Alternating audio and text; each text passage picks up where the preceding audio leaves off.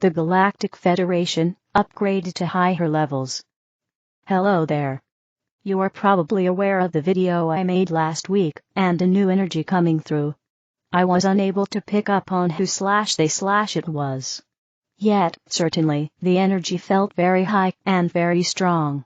I wondered if you had anything to add about that particular channeling? Welcome to you, Blossom. Welcome to each one present at any given time of receiving this transmission. We are aware, Blossom, that you and others may begin to give name to this energy. Yet, as White Cloud mentioned, did he not, that name is not of consequence. The message given, however, indeed was slashes. Yet, interestingly, that which was shared was no different from what you and White Cloud have been saying all along. It just seemed to come through on a higher/lighter yet, at the same time, intense level. This is because, Blossom, you yourself, along with so many, have upgraded to a higher level of being within the self. Therefore we/are able to receive the same message, yet it resonated on a higher frequency, allowing the knowledge and understanding given to go deeper within. To hit home, shall we say, on a lighter energetic. So, are you able to enlighten us on where it came from? Or, are we simply not meant to know?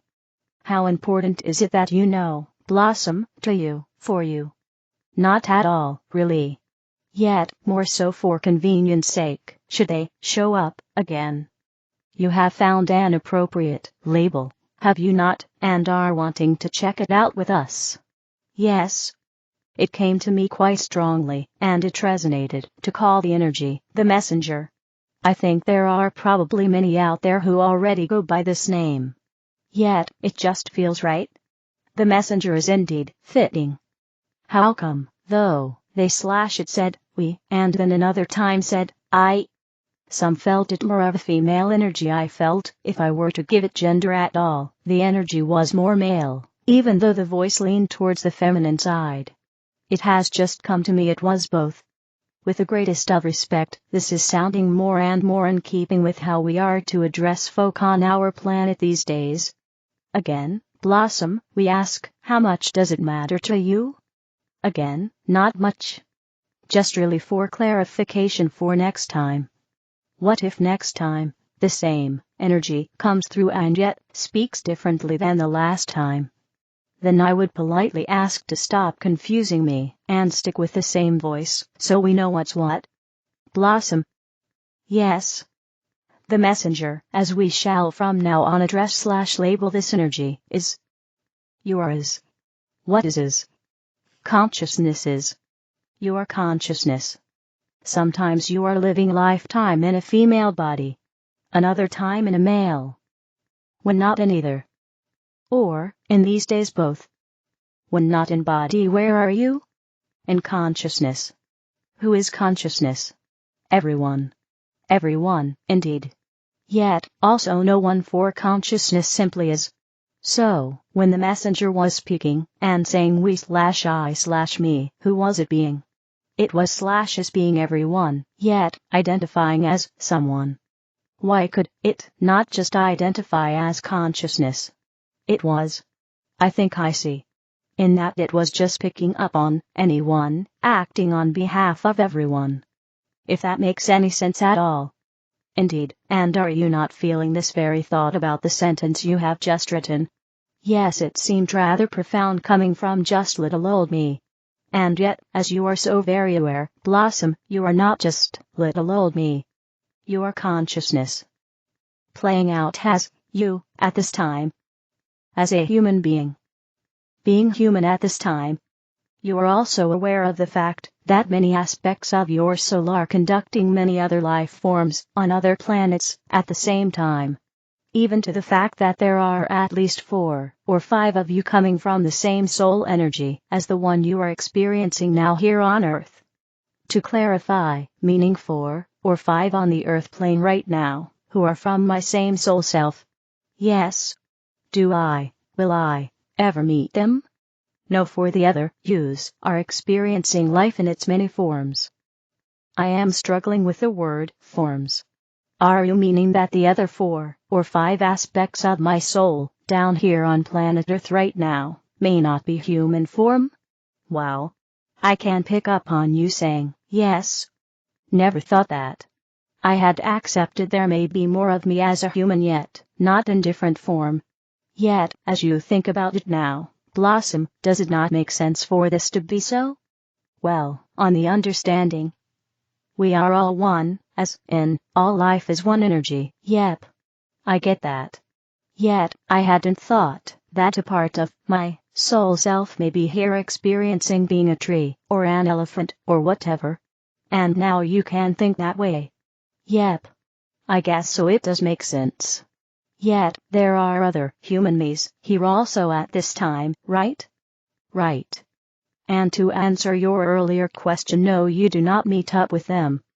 You are giving me the feeling that the energy exchange of meeting would be too much. Yet, you are having trouble putting it into words. This is correct. You are aware of white cloud speaking often of a rose being one soul group, one soul family. Each petal meeting up in particular lifetimes and recognized as being a petal from the same rose. Some are aware of being of the same petal, the recognition and closeness being so strong. Is this what you call a twin flame? No. To be honest, twin flames for me is dodgy territory. Some believe it is their other half and meeting with their twin flame makes them whole. Would you care to comment? No. So, you also think this is dodgy territory? Not at all. The reason we chose not to comment is because we feel in this particular matter on this particular subject it is best left for each one to have their own experience and to feel what they feel. Interesting that you choose not to comment though. Blossom, there are some experiences that are befitting for certain souls and not for others. Therefore, it does not mean there is or isn't a particular truth. Hold on. I need to get my head round that. So in this instance you can say there is or isn't such a thing as twin flames? We say there is, and there isn't depending on the experience of it. Boo. This is going into blowing my head off territory, because if you go by that premise, couldn't you say that about everything? It is either a truth or it is not, depending on whether you experience it to a certain level of understanding. Which I don't understand, because I know some things are a truth even though I haven't actually experienced them myself. I haven't experienced the twin flame thing, although the minute I clapped eyes on Goody it was love at first sight. Be that from past lives whatever, and I certainly felt, and still do, that having him with me made me complete. Yet, I don't consider him to be my twin flame. Why not? Because personally, I don't resonate with the twin flame thing. Why not? I don't know, I cannot imagine loving anyone more than I did Goody, yet, I don't know, I just don't go with the whole twin flame thing. Simple as that. I don't know why, and yet, I am aware I may be offending those who feel and know they have met theirs. Oh Lord, this is going to be material for a barrage of emails, I can tell that right now. Are you able to put this straight, please? I feel we have wandered off here and not really come to any conclusion that makes any sense. We will do our best. Blossom, does it matter to you if there is such a thing as a twin flame? No. Does it matter to someone who feels they have experienced this? Yes. Then there is great lessons and understanding in the confusion of this that we have spoken of. Each experience to a soul is there because they have chosen to experience it. It is not therefore one who has chosen not to. Does it mean that the experience is true or untrue? The fact is it doesn't matter. Not even to the one who says it is true, and it does matter. Not even for them.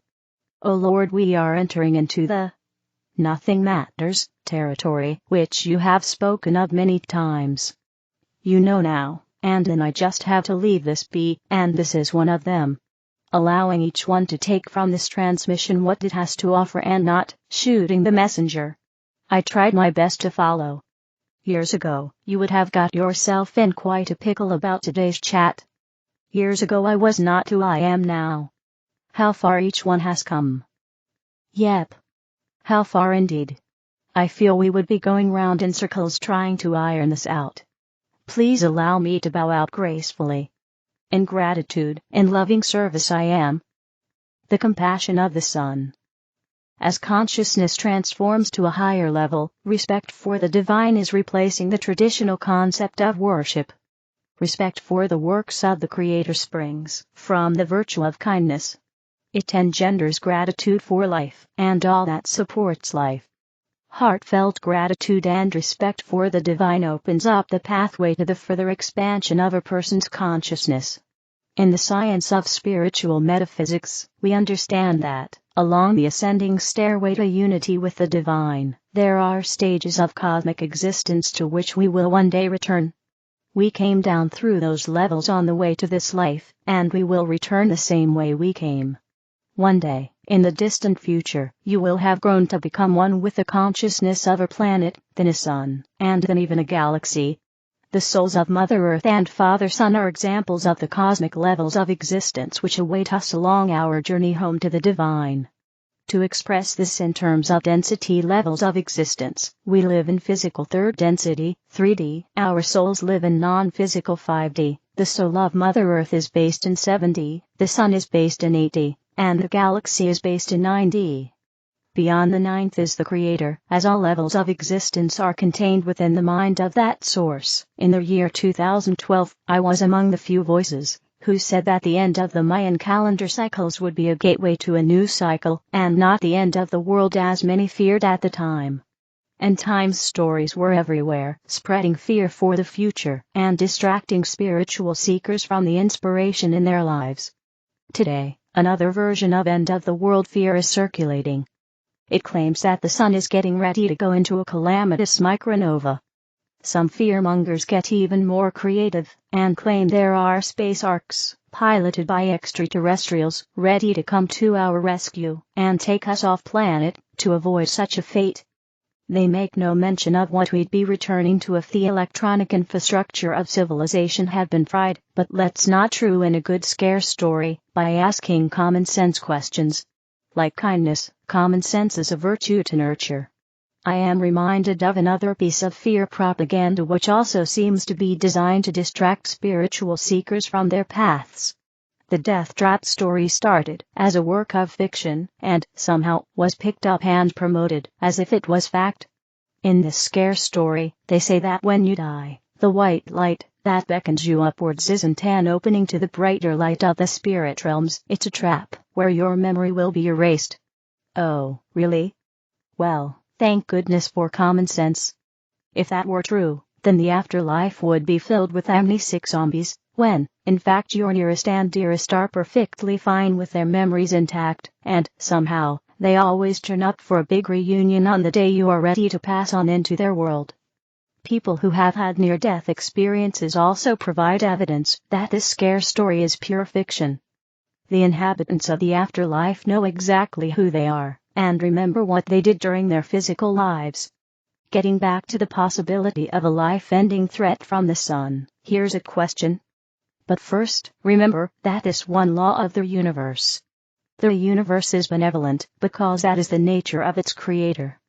Would the Sun, which is so much closer to the Creator than us, choose to A. knowingly destroy humanity with a blast of energy, or B. protect humanity from all possible disasters, not only out of compassion for all life, but because we are in a critical stage of our awakening to the next level of consciousness?